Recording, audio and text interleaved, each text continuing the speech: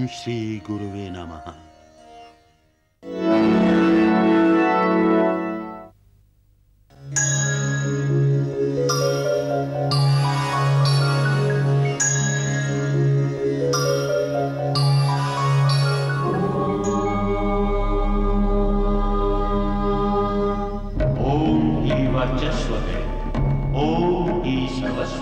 जीर्ण तन या हीन मन हो या मनस का फेर हो, पाप की दुविधा हो या फिर इस जगत का घेर हो, शरण अध्यात्म को अपना बना कर दे, एक और विज्ञान से रिश्ता बना कर दे।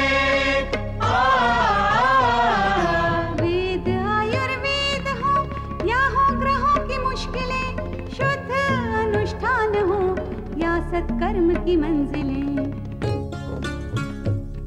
अध्यात्म में हर रास्ता है पास आकर दे, एक और विज्ञान से रिश्ता बना कर दे, एक और विज्ञान से रिश्ता बना कर दे।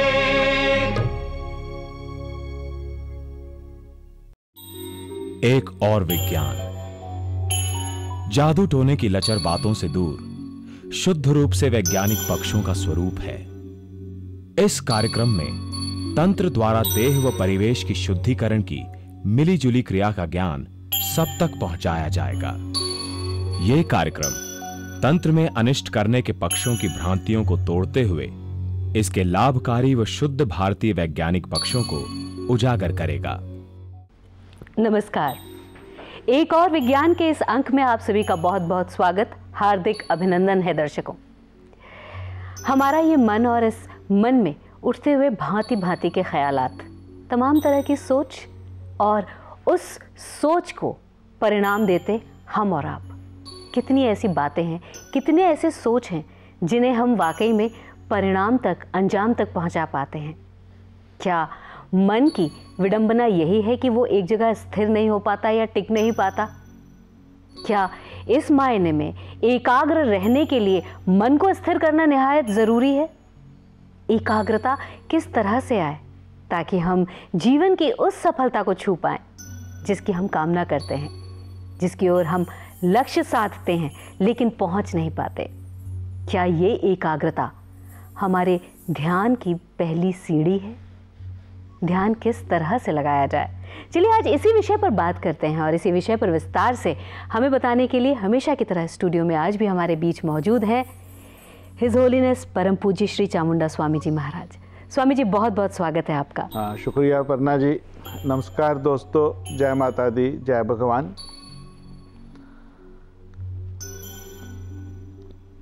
साधना, तप, जप जो भी किया जाता है दोस्तों, इसीलिए किया जाता है कि हम एकाग्रता को प्राप्त कर सकें।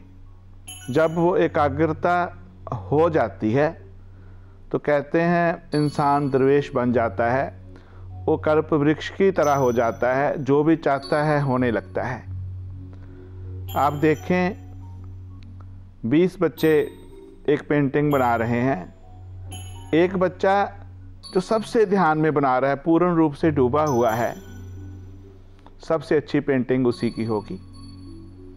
जो गा रहा है आप पहचान लेंगे कि अंतर से गा रहा है, बाहर से गा रहा है। वो अंतर से गा रहा है, उसकी आवाज़ भले भी कैसी हो पर लोगों को छू लेगा वो। तो दुनिया में जितने लोगों ने भी तरक्की की है, प्रोग्रेस की है, चाहे वो इस लोक की हो, उस लोक की हो, भगवान तक पहुँचे हैं, या किसी ने बहुत बड़ा बिजनेस का साम्राज्य बनाया है, कोई राजनीति में बहुत ऊपर पहुंचा है, कोई एज ए कलाकार बहुत ऊंचा पहुंचा है, ओनली एकाग्रता के दम पर। सच बात है कि एकाग्रता ही सब कुछ है ज़िंदगी में।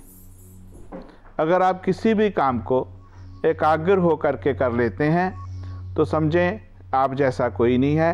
सभी संतों ने, महात्माओं ने एकाग्रता पर बहुत जोर दिया है, एकांत पर जोर दिया है। तो इसी चर्चा को आगे बढ़ाता हूँ अपर्णा जी के साथ।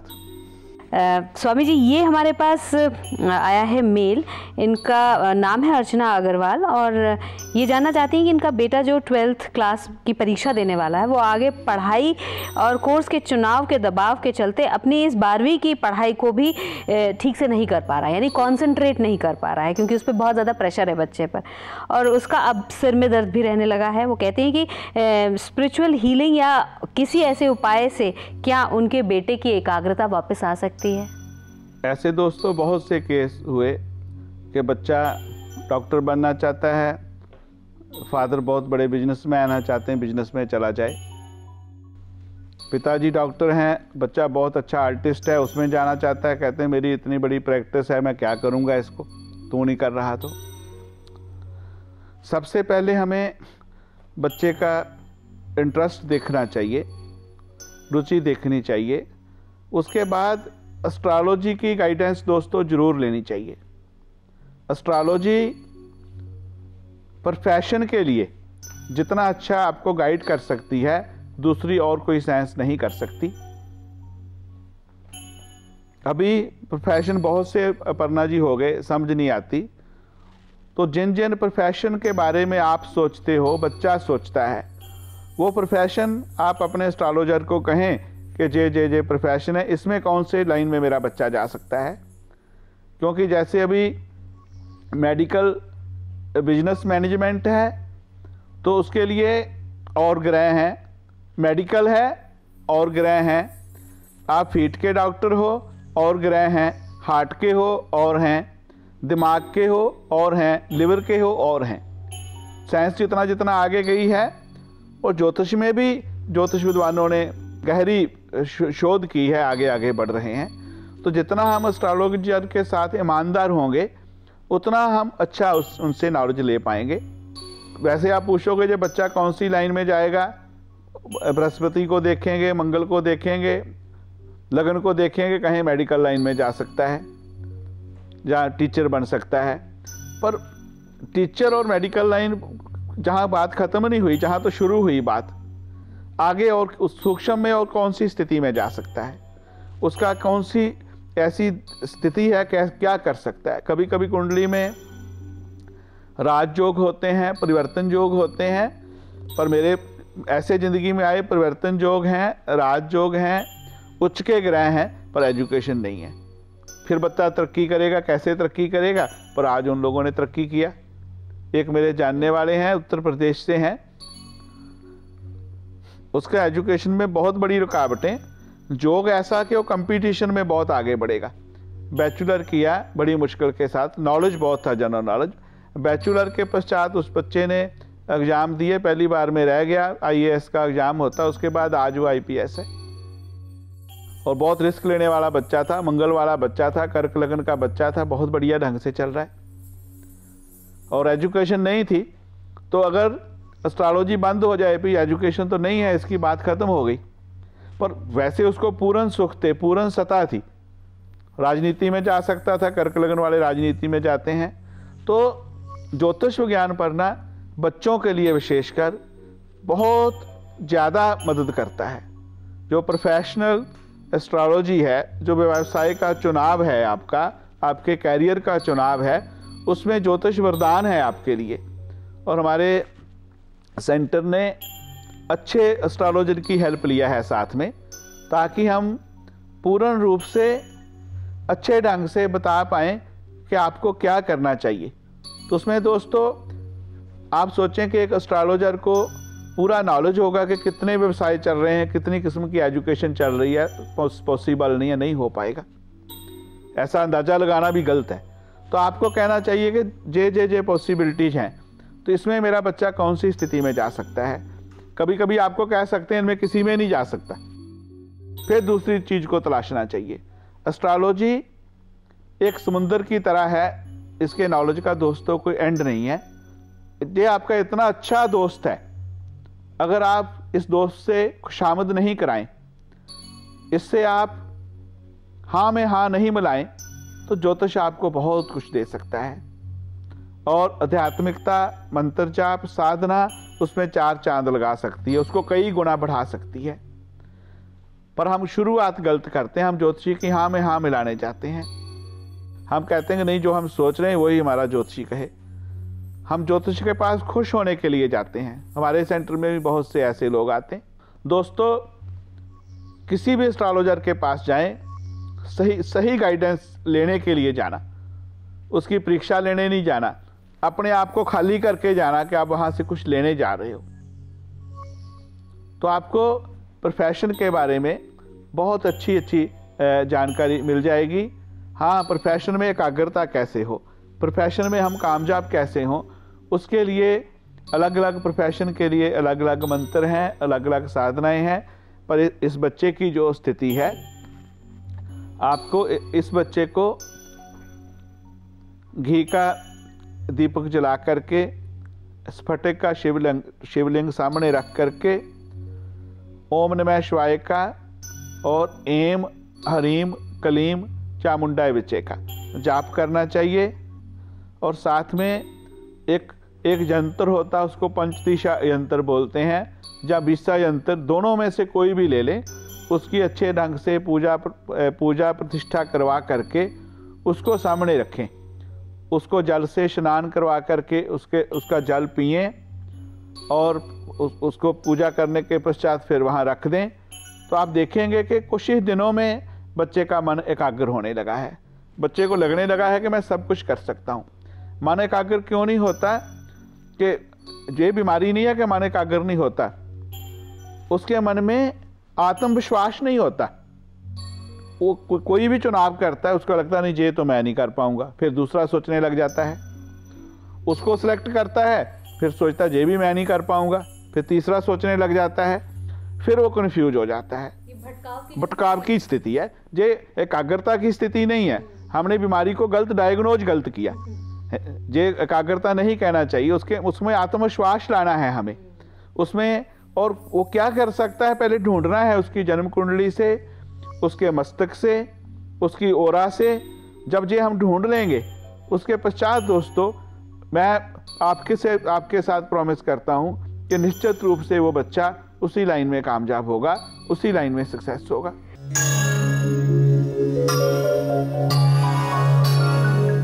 तो ये जो शिव की उपासना करनी है, स्फटिक के शिवलिंग के साथ, मतलब शिव की जो उपासना करनी है और जो मंत्रोच्चारण आपने बताया, ये बच्चे को स्वयं करना है। बच्चे को स्वयं करना। अच्छा, कई बार ऐसी स्थिति हो जाती है कि बच्चा जो है वो स्वयं नहीं करता है, या नहीं, कुछ बच्चे ऐसे होते हैं जो स्वयं नहीं करना चाहते भी हैं। तो ऐसी स्थिति में जब माता पिता बहुत बच्चे को लेकर चिंतित हैं या परेशान हैं और बच्चा नहीं करना चाह रहा है, कर ही नहीं रहा है, तो उस स्थिति में क्या माँ यदि करे तो उसका थोड़ा फल मिल सकता है? थोड़ा नहीं, बहुत बेटा फल मिल सकता। आप सोचो कि आपके लिए एक पंडित जी लोग पूजा करते हैं, अगर हम कहते हैं उनका फल मिलेगा, तो माँ की पूजा का फल क्यों नहीं मिलेगा? निश्चित रूप से मिल सकता है। तो उसके लिए ढंग है फिर वही बेटा एकाग्रता का, वही बात आ जाएगी। अगर माँ कर रही हैं तो स्फटिक का शिवलिंग रखें, कम से कम 2.5 इंच से ज़्यादा होना चाहिए। घी का दीपक जलाएं। जो दोनों मंत्र कहे हैं आपको, इन मंत्रों का जाप करें।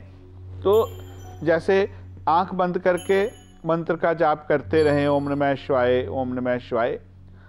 पर जो अगर माँ करती हैं, बहनें करती हैं, तो आप ओम शिवाय नमः, ओम शिवाय नमः, उसके पश्चात एम हरीम कलीम चामुंडाय विच्चय, एम हरीम कलीम चामुंडाय विच्चय।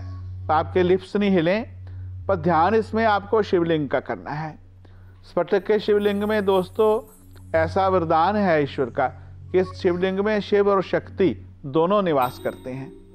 इसमें माँ भगवती और भगवान शंकर दोनों निवास करते हैं। घर में रखने के लिए इससे बढ़िया शिवलिंग दूसरा नहीं हो सकता है।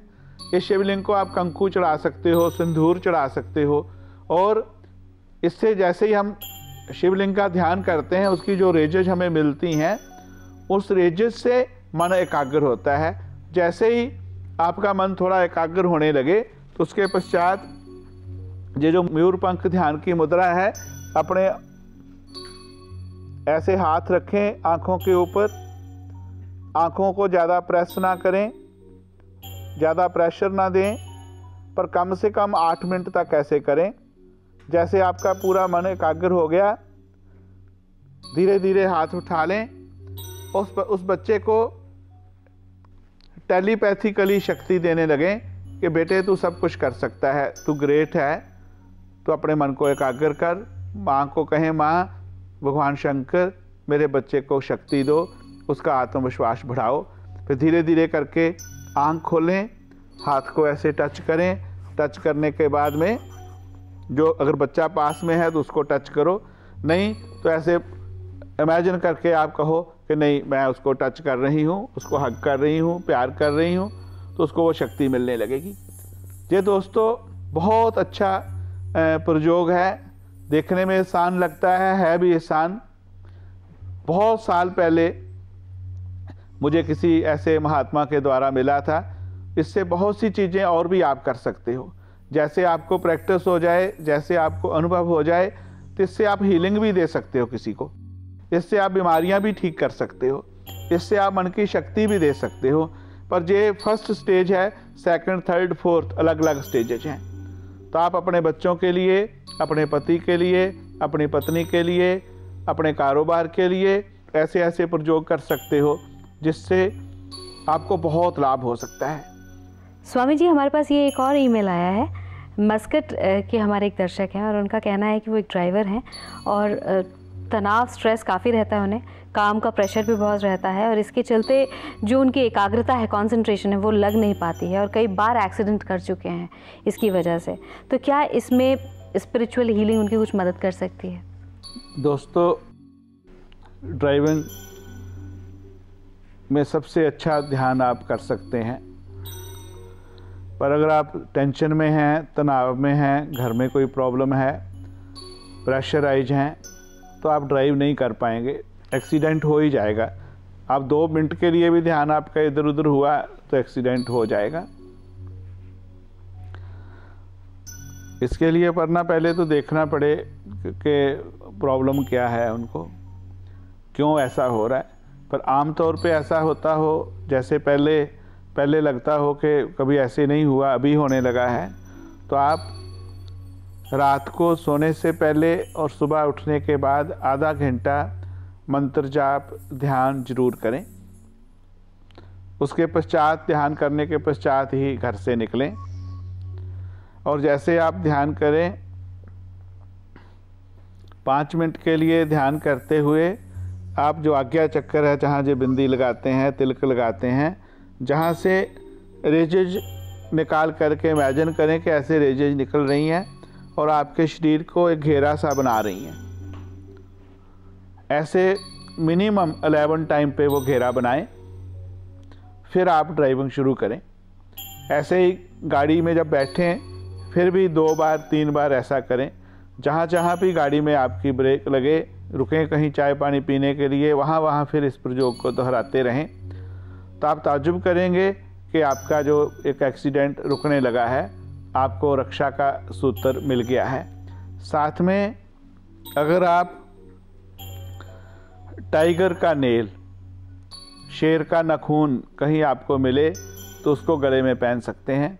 अगर वो पहनते हैं तो उससे भी आपको बल मिलेगा, उससे भी आपको शक्ति मिलेगी।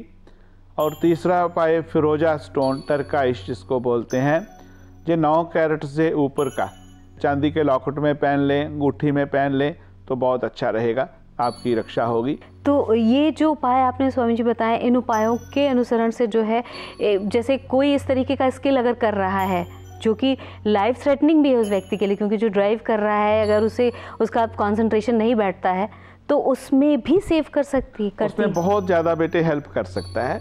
और बाकी तो बेटे जब तक हम व्यक्ति विशेष को देखते नहीं हैं, जाकर उसकी कोई पिक्चर हो, दोस्तों ऐसे आप कभी हमें ईमेल भेजते हैं तो साथ में पिक्चर ज़रूर भेज दें, तो पिक्चर से हमें अच्छी तरह से पता चल सकता है कि क्या करना चाहिए, कैसे करना चाहिए। और हमारे सेंटर में भी ऐसी ही स्थिति है कि आप कुछ भी जानना चाहते हैं तो आपकी डेट ऑफ बर्थ चाहिए, टाइम ऑफ बर्थ चाहिए, साथ में आपकी पिक्चर ज़रूर चाहिए। टाइम ऑफ बर्थ नहीं होगा, डेट ऑफ बर्थ सही नहीं होगी तो चल सकता है, पर बिना पिक्चर के नहीं चल सकता, क्योंकि आपके मस्तक से आपकी औरा के बारे में, आपके आबा मंडल के बारे में जो कुछ ज्ञान मिलता है वो आपकी बहुत बड़ी हेल्प करता है। तो दर्शकों, हमने जाना कि एकाग्र चित्त कैसे हुआ जाए और अपने इस चित्त, अपने इस मन को कैसे कंट्रोल में रखा जाए, कैसे इस मन का स्वामी बना जाए, न कि मन के वश में स्वयं को कर दिया जाए। यानी बातें ज्ञान की, गूढ़ रहस्य की जाना समझा बहुत आसानी से हमने और आपने, लेकिन कोशिश यही रहनी चाहिए हमारी कि इसे हम अपने जीवन में आत्मसात करें, एकाग्र चित्त हों और अपने लक्ष्य को प्राप्त करें। स्वामी जी, आज जो बातें आपने हमें बताई, जो जानकारी दी, उसके लिए बहुत बहुत धन्यवाद।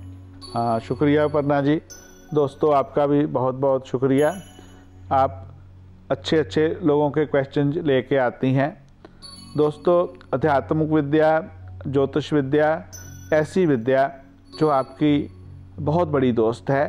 आपको मार्गदर्शन तो मिलता ही है, साथ में आप अपनी पावर्स को, अपनी शक्तियों को, अपनी ईशाइयों को कई गुना बढ़ा सकते हैं। नकारात्मक शक्तियों को बिल्कुल जीरो कर सकते हैं। तो भगवान करे ऐसा ही हो, आप भी साधना में आगे बढ़ें, आपको भी उपलब्धि हो और आप भी कहें कि सच में स्पिरिचुअलिज्म में बहुत कुछ है। इसी विश्वास के साथ, इसी आशा के साथ आपसे और अपर्णा जी से इजाज़त लेता हूँ।